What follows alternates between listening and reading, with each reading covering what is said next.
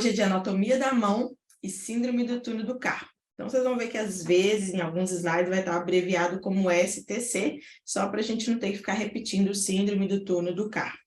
Primeiro, a gente vai falar de anatomia, entendendo a anatomia, depois a gente vai aprofundar nessa patologia. Já adiantamos aí um pouquinho do meu currículo, né, para quem não me conhece, e para quem quiser acompanhar um pouquinho, aprender ortopedia, é no Instagram, @MarcelaOrtopedista, Marcela com 2 S, tá bom? Se ao longo da aula quiserem também tirar algum print, alguma foto de algum slide que gostarem, quiserem compartilhar nos stories, pode me marcar lá também. Começando com a anatomia, a gente sempre divide a anatomia em algumas partes, em alguns grupos, e alguns modelos, moldes, né? Em alguns blocos, para a gente ter uma facilidade de estudo. É claro que no final a gente tem que integrar todo esse raciocínio, mas quando a gente faz isso, né, a gente consegue decorar mais, aprender mais. Então, a gente vai começar com a anatomia topográfica, que é a anatomia de superfície, que seria uma anatomia palpatória, né? Então, a gente vai entender quais estruturas estão ali debaixo da pele, em cada local, porque quando a gente for examinar o paciente, a gente vai conseguir identificar onde há dor, quais as possibilidades, né, de alterações, porque todo o raciocínio clínico ele vem através de um funil diagnóstico, né? Então, a gente começa lá em cima, com a epidemiologia do paciente, né? Qual que é a idade, qual que é o gênero, tem alguma patologia, alguma comorbidade associada. Então, a gente começa com a epidemiologia, desce para a anamnese, que é a história da moléstia atual, depois a gente desce para um espaço mais estreito do funil, que seria o exame físico. Então, a gente vai fazer o exame físico já direcionado, né, de acordo com a anamnese que a gente coletou. Então, a gente precisa começar o exame físico aqui, né, através dessa anatomia topográfica. E depois a gente vai descer para exame de imagem. Então, esse é o funil diagnóstico que a gente vai descer. O exame físico, ele sempre tem 4 etapas, né? A primeira etapa é a inspeção, que é uma avaliação visual, desde o momento que o paciente entra lá no seu consultório, você já está examinando ele visualmente. A avaliação palpatória, que é a palpação, por isso aqui é tão importante saber a anatomia topográfica. Então, vejam como que linka, né? Como é que conecta anatomia e exame físico, não são coisas separadas, estão interligados. Então, quando a gente estuda anatomia aplicada, entendendo ali o exame físico, fica muito mais fácil de decorar, de lembrar depois, de aplicar no paciente aquela avaliação. Então, primeiro a gente faz a inspeção, depois a palpação, depois a gente avalia os movimentos daquela articulação e, por último, são os testes especiais. Então, nunca ir direto para o último ponto, que são as manobras específicas. A gente sempre tem que passar nessas 4 etapas. Então, vamos ver a anatomia topográfica aqui da mão, que é o nosso tema de hoje. Eu vou destacar aqui os mais importantes para vocês. Então, na parte volar, ou palmar, ou anterior, né, de acordo com a posição anatômica do corpo, a gente tem aqui algumas estruturas que a gente pode sentir. Por exemplo, essa parte mais gordinha aqui da mão, a gente chama de eminência tenar. Essa parte aqui do outro lado, eminência hipotenar. Vejam que a eminência tenar, ela está aqui na base do polegar, do lado radial da mão, né, ou do lado radial do antebraço. E do lado ulnar é que a gente tem esse gordinho aqui, que é um conjunto de músculos que chamam músculos da eminência hipotenar e músculos da eminência tenar, tá bom? Então, aqui a gente pode palpar também algumas estruturas ósseas, a gente consegue palpar o primeiro metacarpo, aqui a falange proximal e distal do polegar, né? Lembrando que o polegar só tem 2 falanges, proximal e distal, enquanto os outros dedos a gente tem 3 falanges, proximal, média e distal. Aqui a gente consegue palpar a cabeça dos metacarpos, e é nessa região que a gente tem a polia A1. Quem não sabe o que é isso, pode achar que a gente vai falar ali mais para frente o que é polia. E aqui, ó, é onde a gente vai sentir a polia inflamada, espessada, que vai configurar o dedo em gatilho, que é uma tendocinovite, é uma inflamação do tendão flexor. Quem também não souber como é que é a anatomia do tendão flexor, a gente já vai mostrar. Mas está vendo como é importante a gente saber o que tem em cada local da mão, né?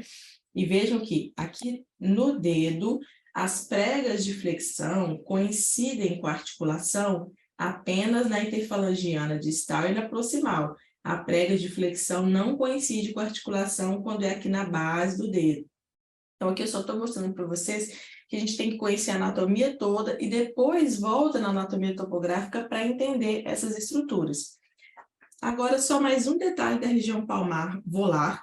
Não tem como eu entrar em tantos detalhes, né? Porque a gente gastaria mais de 1 hora só para a anatomia da mão e eu vou tentar resumir o máximo para vocês. Mas tem uma informação interessante aqui. Quando a gente vai conectar, juntar, né, aproximar o polegar do quinto dedo e fazer uma força de flexão, a gente consegue deixar mais proeminente esse tendãozinho aqui, ó, bem no centro do punho. Ele é bem fininho e bem central. Ele é chamado de tendão do músculo palmar longo. Não é todas as pessoas que têm esse tendão. Eu, por exemplo, só tenho do lado esquerdo. Então, se você quiser saber se você tem, você vai colocar polegar e quinto dedo e vai fazer uma leve força de flexão. Não é esse grandão aqui não, tá, gente? Esse grandão é o flexor radial do carpo. O palmar longo, ele tá um pouquinho mais centralizado. Então, olha, essa mão minha não tem. Essa mão só tem o flexor radial do carpo. Já essa mão aqui tem os dois, ó. O flexor radial do carpo, grosso aqui, e mais central aqui, o mais fininho, que é o palmar longo. Para que serve esse palmar longo, né? O tendão do palmar longo, ele não contribui praticamente para nenhuma função. Ele tem uma leve contribuição para a flexão do punho, mas é desprezível. Se você retira o tendão, você continua com o mesmo movimento. Então, a importância dele para nós cirurgiões é que ele serve como enxerto de tendão. Então, quando eu preciso para reconstruir algum tendão ou fazer alguma transferência para corrigir algum movimento, eu posso utilizar esse tendão. Então, é importante eu saber se o paciente tem esse doador de tendão, esse tendão que pode ser retirado e não vai trazer nenhum prejuízo. Posteriormente, a gente tem outras estruturas para destacar na anatomia topográfica. Então, começando aqui do lado ulnar, que é onde está a una, a gente tem aqui a cabeça da una e a pontinha da cabeça da una, que é o estiloide ulnar. E do lado oposto, a gente também tem uma estrutura óssea, que é o estiloide radial. Quando a gente caminha para uma região central, um ponto quase equidistante aqui dos dois estiloides, tem uma proeminência óssea bem central no dorso da mão. Tentem sentir aí. Essa proeminência é chamada de tubérculo de Lister. Por que ela é importante? Porque ela é um ponto de referência para a gente durante a cirurgia, por onde passa o tendão extensor longo do polegar, que é o que faz a extensão, é que estica o polegar. E ele passa ao redor desse tubérculo de Lister, ele faz a curva exatamente nessa proeminência. Então, é um ponto anatomicamente importante para a gente durante a cirurgia. E por que ele é importante também no exame físico, né, na palpação? Porque em uma região distal a ele, ou seja, mais distante do centro do corpo, quando eu vou caminhando aqui, tem uma parte mais fundinha, macia. Nessa região é onde se localiza o ligamento escafo-semilunar, entre o escafoide e o semilunar. Conecta esses dois ossos. Quando o paciente chega e fala que caiu com a mão espalmada no chão, né, caiu no futebol, por exemplo, ele pode ter tido uma lesão desse ligamento, ou pode ter tido uma fratura de escafoide, ou pode ter tido uma fratura de rádio distal. Por isso que o exame físico vai ser tão importante para eu definir o que esse paciente provavelmente vai ter na imagem, porque o exame de imagem não serve para fazer diagnóstico. O exame de imagem ele vai confirmar o diagnóstico que você construiu ali, ó, no funil diagnóstico, através de epidemiologia, anamnese e exame físico. Aí vem o exame de imagem lá no final do funil diagnóstico para fechar e você ter certeza do que aquele paciente tem. Além disso, né, além do extensor longo do polegar, temos os outros extensores também. Lembrando que 2 dedos têm extensores próprios, enquanto todos os outros fazem parte aqui de um grupo de extensores comum, né, que são os extensores dos dedos, o dedo indicador e o próprio têm um músculo à parte, com a massa muscular separada especialmente para eles. Por isso é que a gente consegue fazer essa mãozinha de rock and roll, né? Porque a gente consegue esticar, estender esses 2 dedos aqui, ó, isoladamente, porque eles possuem tendões extensores próprios. Claro que o polegar nem se fala, ele é o dedo mais importante da mão, ele tem um extensor sozinho para ele. O polegar, ele tem 40% da função da mão. enquanto o indicador tem 20%, o dedo médio 20%, e o dedo 4 e 5, que é o dedo anular, e o quinto dedo, possuem 10%, tá bom? 40 mais 20 mais 20, vocês já fizeram as contas aí, né? Deu certo? 40, 60, 80, deu 100%. Então, falei certinho, tá? Bom, fechamos aqui, então, mais ou menos uma visão topográfica da mão. E, por último, esse fundinho aqui, ó, do lado radial do tendão extensor longo do polegar, é a tabaqueira anatômica. Eu não sei se vocês já ouviram esse termo. No meu primeiro período de faculdade, os veteranos falaram que a gente tinha que levar uma tabaqueira anatômica na primeira aula de anatomia. E aí ficou aquele tanto de calouro ligando nas lojas médicas de material cirúrgico, nas papelarias, procurando a tal da tabaqueira anatômica. Claro que era uma pegadinha, né? Não tinha tabaqueira anatômica, essa região da mão aqui. Quem está no assoalho, no fundo da tabaqueira anatômica, é o escafoide. Então, quando a gente palpa essa região e o paciente tem história de queda com a mão espalmada, e se ele tem dor nessa região, a gente vai pensar em fratura de escafoide. Inclusive, a gente vai pedir uma incidência radiográfica específica para ver fratura de escafoide nesse caso. Mas não vou entrar em detalhes, que isso aqui seria uma outra aula. Anatomia óssea. Vimos a anatomia topográfica, agora anatomia óssea. São 27 ossos na mão. São 19 ossos longos, que são as falanges e os metacarpos, mais 8 ossinhos curtos, que estão aqui na região do carpo. O primeiro metacarpo, ele é o mais curto, e faz aqui 45 graus com os demais. O segundo metacarpo é o mais longe, e o terceiro dedo é o mais comprido. O quarto e o quinto são os que possuem uma maior mobilidade às custas da articulação entre o carpo e os metacarpos. E lembrando aqui que existem físis de crescimento, que são as placas de crescimento por onde o osso cresce. As físis de crescimento das falanges estão localizadas aqui, ó, na base das falanges. Então, não confundir isso com fratura. Quando o paciente chegar e ainda tiver a fise aberta, né, for criança, adolescente, não confundir esse tracinho com um traço de fratura. Isso aqui é por onde o osso vai crescer, está totalmente normal.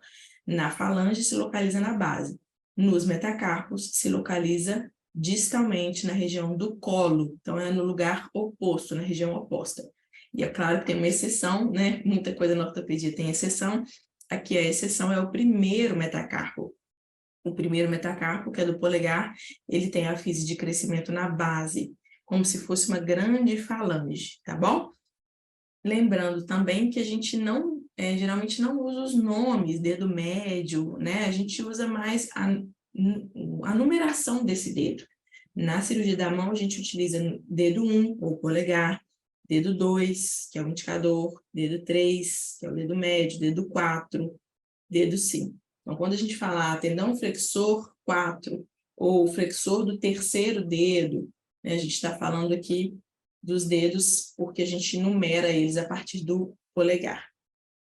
Então, a gente tem as falanges distais, falange média e falange proximal, exceto o polegar, que só tem 2 falanges, então ele não tem a média, ele só tem a distal e a proximal. E aqui a gente tem os metacarpos numerados, primeiro metacarpo, segundo, terceiro, quarto e quinto. E embaixo a gente tem o carpo. Cada articulação dessa também tem um nome, né? Articulação interfalangiana distal, articulação interfalangiana entre falanges proximal, articulação metacarpo-falangiana, articulação carpo-metacárpica, porque é entre os ossos do carpo e os metacarpos. Essa primeira articulação entre o carpo e o metacarpo, ela pode ser chamada ou primeira articulação carpo-metacárpica ou articulação trapézio-metacarpal. Essa é uma articulação com um grande movimento, né, que permite que a gente faça um grande movimento com o polegar. Então, como a gente usa ela muito, ela tem uma tendência a ter uma degeneração, um desgaste, uma artrose. Vocês já devem ter escutado falar, chama risartrose. Então, a artrose da primeira articulação carpo-metacárpica, ou articulação trapézio-metacarpal, porque é entre o trapézio e o metacarpo, é a risartrose. E ela é muito comum, ela é mais comum em mulheres, e se todo mundo fosse viver até 120 anos, todo mundo ia apresentar essa artrose, tá? Mas nem todo mundo que tem essa artrose no raio-x tem dor. Isso aí já é outra história, outra aula, mais 1 hora de aula. E a articulação entre o punho, entre o rádio e a una e os ossos do carpo, a gente chama de articulação radiocárpica, entre o rádio e o carpo. O carpo são 8 ossos e eles são divididos em 2 fileiras, a fileira distal, que está mais distante do centro do corpo, e a fileira proximal, que está mais próxima do centro do corpo. A fileira distal vai ter 4 ossos e a fileira proximal também 4 ossos. Do lado esquerdo de vocês está em inglês, do lado direito em português. Então, a gente tem o rádio, a una, o escafoide, que é a pedra fundamental, o osso mais importante aqui do nosso punho, o semilunar, ao lado do escafoide. Vocês lembram que eu falei de um ligamento que ficava aqui, na região distal, o tuberculista? Pois é, ele fica aqui, ó, conectando o escafoide e o semilunar. Ele chama ligamento escafo-semilunar. Conecta aqui esses 2 ossinhos, ó. Ele vem aqui com as fibras transversais, deixando eles bem juntinhos. Ao lado do semilunar, a gente tem o piramidal, e na frente do piramidal, aqui a imagem está sobreposta, é esse ossinho aqui, ó. Se vocês apertarem, vocês vão sentir essa bolinha. É o pisiforme. Esse pisiforme, ele, na verdade, ele não participa da biomecânica do punho. Ele é um osso sesamoide. Um osso sesamoide que está ali dentro de uma estrutura de um tendão para aumentar o braço de alavanca e aumentar a força de um tendão. Para isso que serve um osso sesamoide. É igual a patela é o osso sesamoide maior do corpo, né? Que está ali conectando o tendão patelar com o quadríceps. E aqui é o pisiforme e ele está aumentando a força de flexão do tendão flexor ulnar do carpo, ou FUC, F-U-C, flexor ulnar do carpo. Continuando, a gente tem o amato que inclusive tem uma proeminência chamada gancho do amato, ou hook do amato, o captato, que é o osso mais central, o trapézio e o trapezoide. Os dois estão aqui na base do primeiro e segundo metacarpo. Essa articulação aqui, ó, entre trapézio e o primeiro metacarpo, é aquela que eu falei que dá artrose, que dá desgaste, que a gente chama de risartrose, tá bom? Então, vimos aqui rapidamente os ossos do carpo, agora eu vou falar um pouquinho da parte ligamentar do punho. Na parte ligamentar, qual é o ligamento mais importante? O que eu já contei para vocês, que é o escafo semilunar, que conecta o escafoide com o semilunar, tá bom? Outros vão aparecer mais em prova mais específica, na prova de ortopedia, na prova de cirurgia da mão. Mas para vocês conhecerem agora, o mais importante é esse aqui. Inclusive, ele é tão forte que quando ele se rompe, quando o paciente cai e tem uma ruptura desse ligamento, esses 2 ossos eles se afastam, porque ele estava fazendo muita força ali segurando os dois. Então, esses dois ossos vão se afastar quando tem a ruptura desse ligamento escafo-semilunar. E aí, quando tem essa ruptura e os 2 ossos se afastam, a gente tem um sinal que é chamado de sinal de Terry-Thomas, que é um epônimo, se refere, na verdade, a um comediante britânico que tinha os dentinhos da frente separados, é uma homenagem a ele. Então, quando vocês verem o escafoide separado do semilunar, desconfiem, porque provavelmente é lesão do ligamento escafo-semilunar, e esse sinal radiográfico, sinal na radiografia, é chamado de sinal de Terry-Thomas.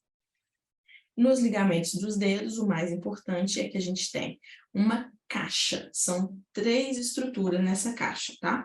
Formando aqui um encaixe. Essa é a caixa que vocês vão encontrar, né?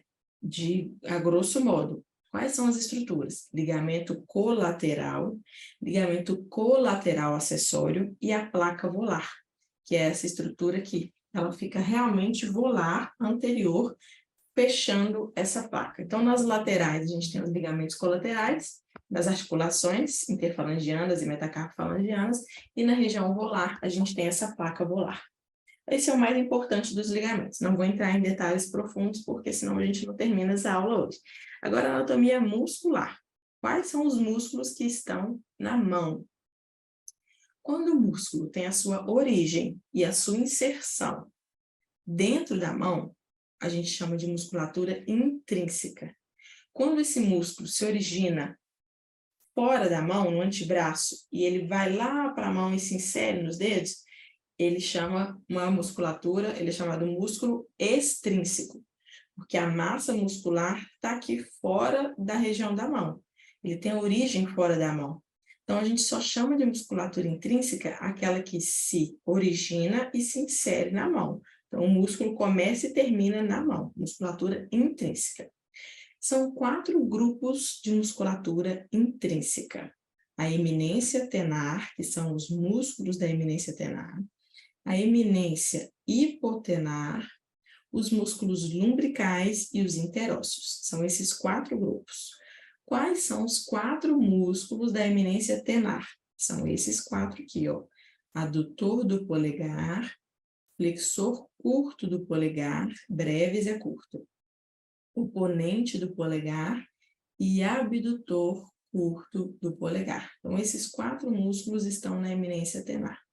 Quais são os músculos da eminência hipotenar? São esses 4 aqui, ó, os últimos 4, tá? Abdutor do dedo mínimo, flexor curto do dedo mínimo, oponente do dedo mínimo e palmar curto. Esse palmar curto não tem função praticamente nenhuma. Lembram que aqui é o palmar longo, que eu mostrei para vocês, que a gente faz assim para descobrir o palmar longo? Então, aqui é o palmar longo, aqui, ele termina aqui, e aqui tem o palmar curto, que é um músculozinho que fica aqui nessa região. Então, são esses 4 da eminência hipotenar. Agora eu vou mostrar para vocês nos próximos slides os lumbricais e os interósseos. Vamos lá. Aqui estão os lumbricais. Esses músculos, eles são muito interessantes, porque eles têm a origem, eles nascem do músculo flexor profundo. Eles não se originam de uma estrutura óssea igual a qualquer outro músculo do corpo. Eles nascem ali do flexor profundo. Então, quando você vai fazer uma cirurgia, abre ali a palma da mão, você vê ele saindo da lateral do tendão, é muito lindo. Sai o músculo da lateral do tendão e vai se inserir aqui na parte radial da falange proximal. Vejam, todos vão se inserir do ladinho radial da falange proximal, tá bom? São 4 lumbricais. Os lumbricais 1 e 2 são unipenados, ou seja, eles têm só uma massa muscular. Já os lumbricais 3 e 4, eles são bipenados. São 2 massas musculares, se originando dos 2 tendões flexores adjacentes. Combinado? Agora os músculos interósseos. Os interósseos, eles se originam da parte óssea mesmo, e eles estão entre os ossos dos metacarpos. Existe um grupo de interósseos que são mais volares, ou seja, mais palmares, e uns outros que são mais dorsais, são mais posteriores. Os que são dorsais, eles são bipenados, e os que são volares, eles são aqui, ó, só unipenados, uma massa muscular apenas. Os que são dorsais, eles vão fazer abdução, abrir os dedos, e os que são volares, eles vão fazer adução, eles vão juntar os dedos, aproximar os dedos. Aqui eu não vou entrar em detalhes de qual nervo que nerva cada músculo, isso aqui é muito aprofundado, eu gastaria muito tempo para explicar para vocês, tá bom? Talvez não seja tão importante agora. Vamos falar sobre a anatomia dos tendões, que continua um pouco no assunto que a gente já está falando, né? Quais são os principais tendões da mão? São os flexores, que estão aqui na parte anterior, que vão fazer a flexão dos dedos, e os extensores, que estão na parte dorsal, que vão fazer a extensão.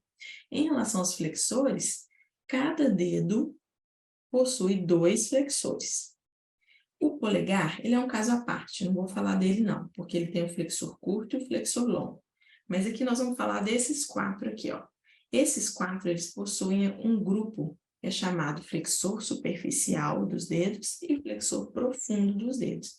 A massa muscular está no antebraço, ele se origina no antebraço e os tendões vão caminhando. Os tendões vão se direcionando para a mão. Eles vão passar aqui na região do punho, dentro de um túnel, e esse túnel chama túnel do carpo. Então, a gente vai falar disso já já, hein? Mas já sabendo aqui que esses tendões vão passar aqui dentro desse túnel, e daqui, de dentro do túnel, eles vão se direcionar para cada dedo, respectivamente. O dedo 5, 4, 3 e 2, ou seja, do indicador até o 5º dedo, vão ter esses grupos de músculos superficiais e profundos. E eles fazem uma conexão entre eles, uma biomecânica entre eles, para permitir o movimento integrado. Então, como que eles fazem? A massa muscular dos flexores profundos é mais profunda do que o superficial. está mais profundamente aqui. Mas quando eles chegam aqui na região das metacarpofalangianas, que é na base do dedo, eles vão trocar de posição. Olha só, o flexor profundo, ele passa pelo meio do flexor superficial, numa parte, num orifício. Esse orifício, inclusive, tem um nome, chama quiasma, com Q, Q-U, quiasma de Camper. Camper com C-A-M-P, tá? Quiasma de Camper. E aí esse tendão flexor profundo vai passar nesse quiasma e vai se tornar mais superficial. E ele vai caminhar até a ponta do dedo onde ele vai se inserir. Então, o flexor profundo vem se inserir na base da falange distal. Quando ele contrai, ele vai fazer a flexão da interfalangiana distal. Ele puxa a falange distal. Já o flexor superficial, vejam lá na foto, no desenho. Ele vai caminhar e ele vai se inserir na falange média. Ele acaba antes do profundo. Ele se insere na falange média. Então, quando ele contrai, ele puxa aqui embaixo. Ele puxa a interfalangiana proximal e faz a flexão da interfalangiana proximal, que ele puxa a falange média, tá bom? Então, cada um faz a sua função aqui para fletir os dedos. E aqui ao redor está mostrando a irrigação, que é a vascularização, que também não vem ao caso aqui para vocês, que é muito específico os detalhes, tá? Então, aqui, ó, mostrando a mesma coisa. O azul está representando o flexor profundo e o verde está representando o flexor superficial. E esse amarelinho está representando o quê? Um tecido fibroso, que é como se fosse um anel preso ao osso, que serve para segurar o tendão ali naquela região, né? É igual quando a gente vai puxar alguma estrutura, alguma corda, né? Se a gente consegue puxar ali rente, a gente aumenta a força. Agora, se a gente não tem essa polia, se a gente não tem esse anel segurando, o tendão vai se afastar do osso e diminui um pouco a força de flexão. Então, essas polias, esses anéis amarelos, que vocês vão ver no próximo slide, eles servem para otimizar a biomecânica e aumentar a força de flexão, porque ele vai manter os tendões deslizando rente ao osso. Então, aqui estão as polias. A gente tem as polias A1, A2, A3, A4 e A5, e as polias C1, C2 e C3. As polias nomeadas com A são as polias anulares, como se fossem anéis, e elas estão aqui, ó, na direção da metacarpofalangiana, falange proximal, interfalangiana proximal, falange média e interfalangiana distal. Já as cruciformes, elas são em formato de X e são só 3, C1, C2 e C3. Quando a gente tem uma inflamação no tendão e essa polia fica espessada, ela vai se espessar, ela vai ficar inflamada, a gente consegue sentir ela aqui. Lembra que eu falei no começo da aula, uma bolinha que a gente sente aqui? É essa polia aqui, polia A1 inflamada, quando tem o dedo em gatilho, que é uma inflamação do tendão flexor. E aí o tendão fica travando, aí às vezes faz até assim, ó, tum, para tirar, né, para ele passar, que é o quê? É o tendão tentando deslizar dentro daquele túnel ali e tá agarrando. É isso, o dedo em gatilho é isso, tá? É o tendão inflamado que está agarrando para passar dentro da polia, dentro desse túnel, dentro desse anel. Quais são as duas polias mais importantes para segurar o tendão rente ao osso? Que é o que eu falei que é a função dele, né? A polia A2 e A4, tá bom? Que são as polias pares. E as polias pares estão localizadas na diáfise. Estou aprofundando muito, né, gente? Então, vamos passar aqui que já já a gente termina a anatomia e vai para a síndrome do túnel do carpo.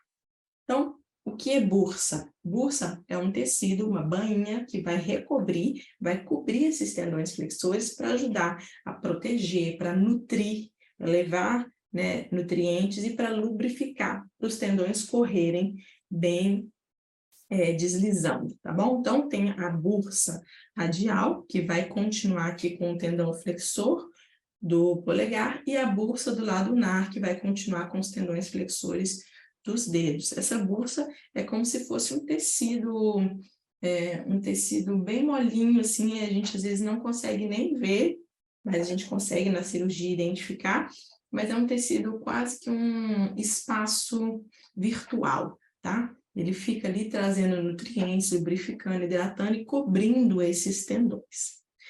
Falamos dos tendões flexores. Agora vamos falar só um pouquinho dos extensores, estão aqui no dorso da mão e eles vão fazer a extensão dos dedos, vão esticar os dedos. Eles são divididos aqui no punho em 6 túneis, do radial para o ulnar. Cada túnel tem os seus tendões. O primeiro túnel tem o aleque, que é abdutor longo do polegar e extensor curto. O segundo túnel tem os 2 extensores do punho, radial longo e curto. O terceiro é só um tendão, que é o extensor longo do polegar, que faz curva no tubérculo de Lister. Lembra que eu falei dele aqui? Então, o terceiro túnel é só o extensor longo do polegar passando pelo tubérculo de Lister. Depois eu tenho os extensores dos dedos e o próprio do indicador, passando junto aqui, ó, no quarto compartimento. Quinto compartimento é só o extensor do quinto, sozinho, e o sexto compartimento é esse tendãozão que vocês estão vendo aqui, ó, que é o extensor ulnar do carpo, ele faz a extensão do punho, tá? É muito nome, é muito complexo, mas aqui vocês vão começando a ter um contato com essas informações, porque à medida que vocês forem estudando e revendo, vai ficando mais fácil. Vamos para a anatomia arterial e venosa, que aí a gente acaba a anatomia. A anatomia arterial é a irrigação da mão, a vascularização da mão, que é feita por 2 artérias. Então, aqui a gente tem a artéria axilar, que vira artéria braquial, que vai se dividir aqui na região proximal do antebraço em 2 artérias, a radial e a ulnar. A radial do lado radial e a ulnar do lado ulnar. Então, aqui elas vão se dividir e vão caminhar. Vocês conseguem sentir o pulso das duas. Então, se vocês fizerem aqui, ó, uma pressão leve próximo ao tendão flexor ulnar do carpo, vocês vão conseguir sentir o pulso da artéria radial facilmente. A ulnar é um pouquinho mais difícil, mas vocês vão conseguir também, próximo ao tendão. Vocês vão fazer uma leve pressão, talvez um pouquinho mais forte aqui, vocês vão conseguir sentir o pulso. As 2 artérias vão se juntar na região da mão e vão se conectar. A gente chama isso de anastomose. A artéria ulnar vai emitir um ramo bem espesso e vai formar o quê? O arco palmar superficial, que é mais distal. E a radial, ela vai vir aqui com seu ramo mais espesso, então ela vai ter maior contribuição para o arco palmar profundo. Então, a gente tem 2 arcos palmares, 2 anastomoses na palma da mão, uma mais profunda e uma mais superficial, que é o arco palmar superficial, que quem contribui principalmente é a artéria ulnar, e o arco palmar profundo, que quem contribui principalmente é a artéria radial. Sobre os nervos da mão, são 3 nervos mais importantes. São os nervos radial, ulnar e mediano. O nervo radial, ele tem uma anatomia super complexa, ele emite vários ramos motores aqui na região do antebraço, através do NIP, nervo interósseo posterior, e ele continua como um ramo superficial aqui na região radial, que vai se tornar ainda mais superficial na região do punho e vai se dividir em alguns ramos sensitivos. Então, a sensibilidade do nervo radial, ela é localizada aqui, ó, no dorso da mão, mais do lado radial. Então, essa marcação de vermelho é o dermátomo, ou seja, é a área cutânea, cujo nervo radial é responsável pela sensibilidade. Já o nervo ulnar, ele vai vir na região mais volar, do lado ulnar, junto com a artéria ulnar, tá? Então, o nervo ulnar está junto aqui com a artéria, e ele vai passar aqui dentro de um túnel, que é chamado canal de Guion, e dentro desse túnel ele vai se dividir em parte motora e parte sensitiva. A parte motora vai trazer a motricidade para a maioria dos músculos intrínsecos da mão, e a sensitiva vai trazer a sensibilidade, principalmente para o 5º dedo e metadinha do dedo 4. Então, é exatamente essa foto que vocês estão vendo aí, essa marcação em roxo, lilás, azul, é o dermátomo do nervo ulnar. Por último, o nervo mediano, que para a gente hoje é o mais importante aqui da aula, vocês já vão entender por quê. O nervo mediano, ele também vem na região volar, ele vem junto com os tendões flexores e quando chega aqui na região do punho, ele vai passar dentro de um túnel, o túnel do carpo. Então, o nervo mediano passa dentro desse túnel e ele vai se dividir para mandar nervos sensitivos aqui para o dedo polegar, indicador, dedo 3 e metadinha do dedo 4. Então, a área de inervação do nervo mediano, sensibilidade, é o que está pintado de azul.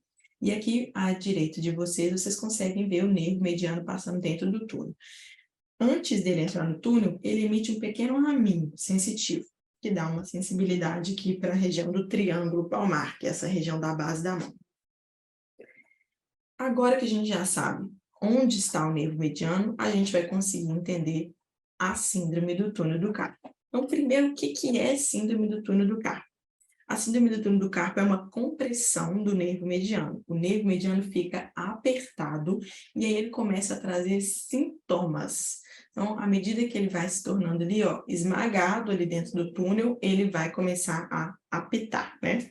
Esse túnel é um túnel inelástico. Ele não é um túnel com tecido maleável, é um tecido firme, osteofibroso. A base é osso, que são os ossos do carpo, e o teto é um ligamento firme, que é o ligamento transverso do carpo. Então, ele não vai ceder. É um túnel ali com um tamanho de continente limitado. Então, quando aumenta o conteúdo por uma inflamação, por exemplo, dos tendões, o nervo vai sofrer primeiro. Ele vai sofrer o quê? Um processo de isquemia. Ele fica apertado e a vascularização fica dificultada, e aí ele começa a sofrer um processo de diminuição de vascularização, que a gente chama de isquemia. Essa síndrome é a síndrome compressiva, ou seja, é a compressão nervosa mais comum do corpo todo, inclusive do membro superior, é a mais comum. Então, se perguntarem em uma prova, é síndrome do túnel do carpo. Acomete mais mulheres, 70%, mais na quarta e quinta década de vida, acomete as duas mãos em metade dos casos e a mão dominante é a mais afetada. Pode ser causada por uma inflamação, que é uma sinovite que vai aumentar o volume dentro daquele túnel, pode ser causada por anomalias congênitas, causas metabólicas e endócrinas, gestação, que a gente fica inchado, diabetes, hipotireoidismo, que tem congestão venosa, tumoração, às vezes um tumor dentro do túnel, traumático, às vezes uma fratura de rádio distal, o fragmento desvia e começa a empurrar o túnel. Posturais, esforços repetitivos, há controvérsias e causas infecciosas, tá? Então, essas são as causas aí. E como que é a anatomia? A Angélica perguntou, a amiloidose pode causar a síndrome do túnel do carpo? Sim, a amiloidose é esse depósito, e o depósito pode aumentar o conteúdo do túnel do carpo. E pode sim fazer uma compressão do nosso nervo, tá? São as doenças de depósito. Como é a anatomia do túnel do carpo, que eu já falei, mas vamos ver detalhadamente. O chão, o assoalho, são os ossos do carpo e o túnel é coberto pelo teto, que é o ligamento transverso do carpo, o ligamento carpal transverso, que é essa estrutura branca aqui, inelástica, ela não cede. Então, as estruturas estão passando dentro desse túnel. São 10 estruturas, são 9 tendões e o nervo mediano. Como estão divididas essas estruturas? Aqui estão os tendões flexores profundos, depois os flexores superficiais, tem o flexor longo do polegar e o nervo mediano que está aqui de amarelinho. Então, exatamente dessa forma que se mostra, que se apresenta as estruturas. E aí, quando acontece uma sinovite e esses tendões estão inflamados, eles vão apertar o nervinho, pobre coitado que vai sentir, vai dar sintoma. Então, vamos ver o que ele vai apresentar de sintoma para a gente. Só quem quiser anotar aí, eu coloquei esse slide extra de anatomia, então vamos rever. São 4 flexores superficiais, desses 4 flexores profundos, desses 4, e um flexor longo do polegar. Então, são 9 tendões, tá? 2 de cada desses aqui e um do polegar. Olha que interessante, esse é o sinal da ampulheta. Quando ele fica muito tempo com a compressão apertado, ele pode até dar esse sinal aqui, um formato mesmo de ampulheta, mostrando que tinha uma compressão. Essa foto não é minha, tá, gente? Mas eu achei muito interessante esse sinal e quis colocar aqui para vocês. Além disso, vou dar um extra aqui para quem já estiver em estágio mais avançado de conhecimento. Existe uma classificação anatômica de um raminho motor, que é um raminho, um nervo, um ramo do nervo mediano que vem fazer o que? A inervação motora da eminência tenar. Esse nervinho ele pode sair depois desse ligamento transverso do carpo, embaixo desse ligamento, ou ele pode ser transligamentar, ele atravessa o ligamento. Qual é o risco? Na cirurgia, a gente abre esse ligamento. Então, o risco é a gente fazer o quê? Lesionar esse nervo no momento da cirurgia. Por isso que é uma cirurgia muito delicada que deve ser feita por um cirurgião de mão, porque ele vai conhecer essa anatomia e vai evitar que esse nervo sofra uma lesão iatrogênica, ou seja, uma lesão causada pelo cirurgião durante a cirurgia. Então, esse é o raminho motor chamado ramo recorrente motor da eminência tenar. O paciente vai sentir sintomas neurológicos, que são dormência, parestesia, formigamento, choque, né? Qualquer nome desses que o paciente apresentar para vocês quer dizer sintoma neurológico. E onde que vai ser esse sintoma? Na região do território do nervo mediano, ou seja, na face radial da mão, incluindo o polegar, dedo 2, 3 e metade do dedo 4, tá? Então, é essa que é a região onde vai ter os sintomas. Pode ser que o paciente tenha dor, pode ser que o paciente tenha fraqueza, deixe objetos caírem no chão, pode ter outros sintomas associados, mas o principal é isso aqui. Então, uma parestesia, uma dormência, que é principalmente noturna, é quase patognomônica de síndrome do túnel do carpo, porque os sintomas são principalmente à noite. Às vezes o paciente levanta à noite com a mão dormente e sacode para quê? Para melhorar a vascularização do nervo, né? Inconscientemente ele sacode para tentar melhorar esses sintomas. Muitos acordam à noite e falam que fazem isso para melhorar. Às vezes deixa o objeto cair no chão. Então, se te perguntarem, dormência na mão, nesses primeiros 3 dedos, à noite, isso é patognomônico de síndrome do túnel do carpo. Na inspeção no exame físico, pode ser que tenha uma atrofia dessa musculatura da eminência tenar, que é inervada pelo nervo mediano.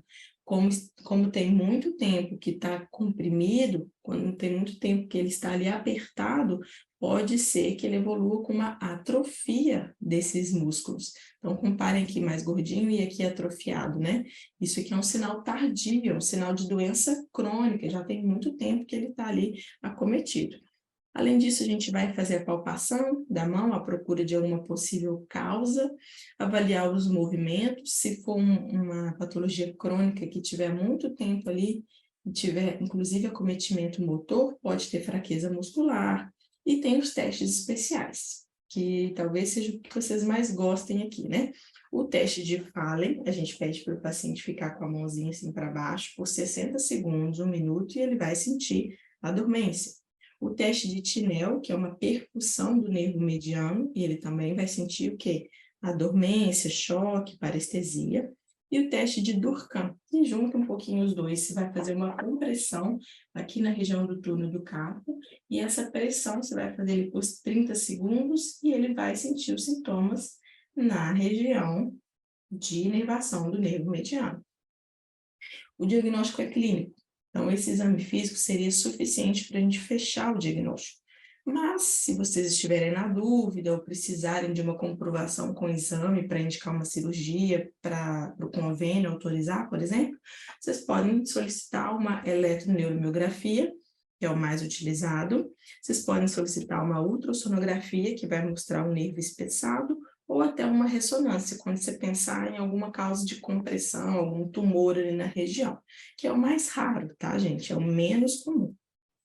Qual é o tratamento da síndrome do túnel do carpo? Inicialmente, você pode começar com um tratamento não cirúrgico, uma imobilização, anti-inflamatório, fisioterapia, terapia de mão, terapia ocupacional. E, se não melhorar, você pode indicar a cirurgia. Ou, em casos mais graves, a gente às vezes tem que indicar a cirurgia direto, tá? Quando os sintomas são muito persistentes, quando a eletroneuromiografia mostra uma compressão avançada. Então, a gente tem as indicações.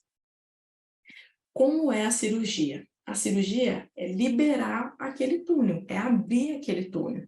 Essa abertura do túnel pode ser endoscópica, por uma câmera, ou pode ser uma cirurgia aberta.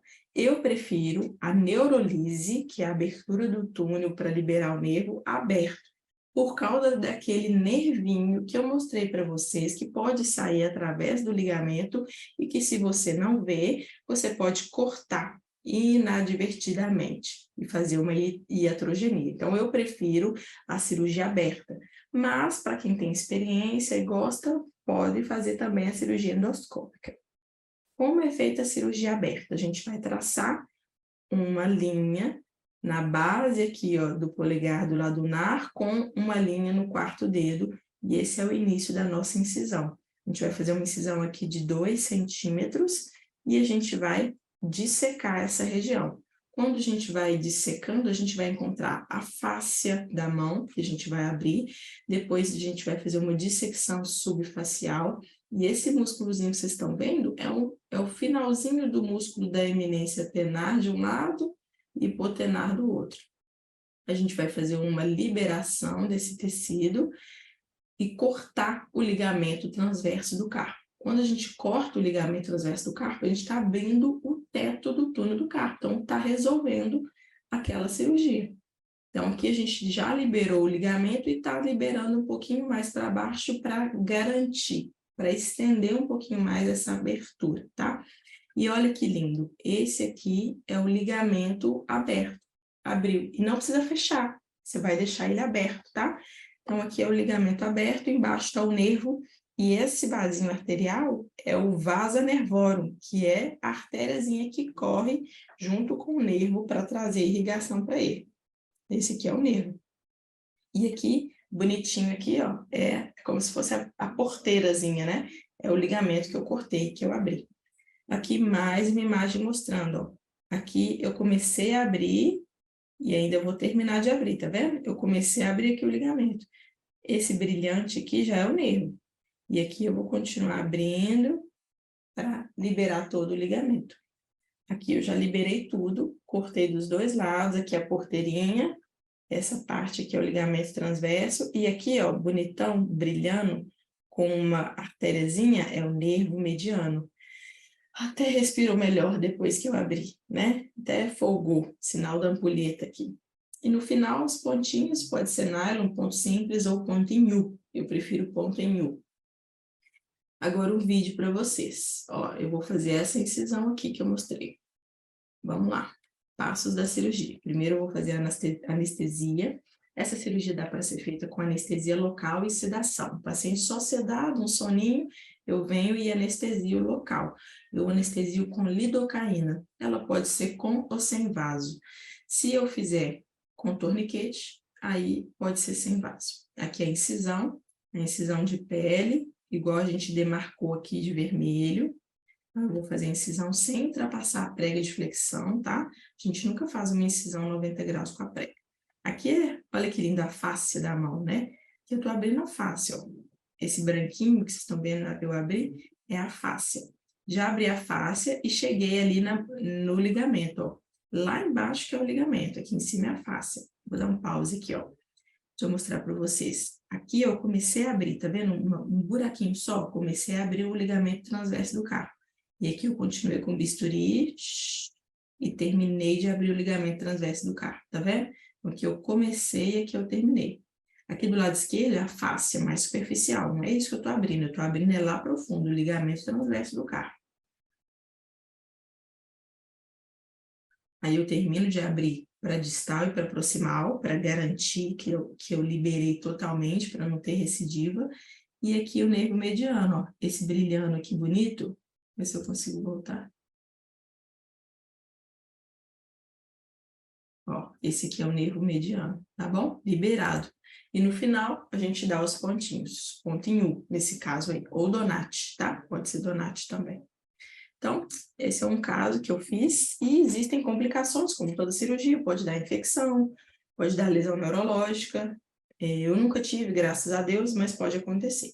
E pode dar deiscência de sutura, tá? Como toda cirurgia. Essa é a nossa referência bibliográfica. Esse é a Bíblia da Cirurgia da Mão. Livro do Pardini, que é arquiteto de Belo Horizonte, Netter, e algumas fotos e vídeo do meu acervo pessoal.